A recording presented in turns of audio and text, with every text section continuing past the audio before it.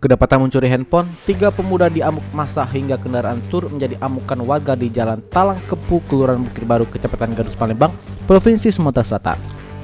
Korban pencurian telepon genggam itu adalah Iqbal Parlianta.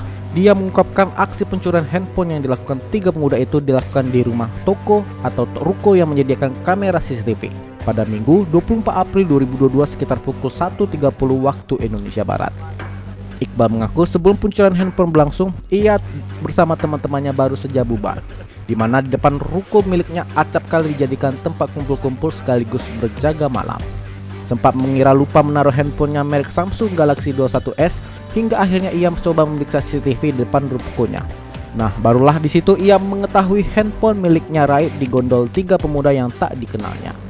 Lantas aksi pencurian yang terekam jelas dalam kamera CCTV-nya tersebut dengan cepat ditindaklanjutinya. Dia bersama adiknya berupaya mencari 3 pelaku yang diduga belum jauh pergi. Benar saja firasatnya jika ketika pelaku yang belum pergi jauh dari tempat kejadian perkara, dia mencoba melacak ponsel dengan berbekal akun Gmail.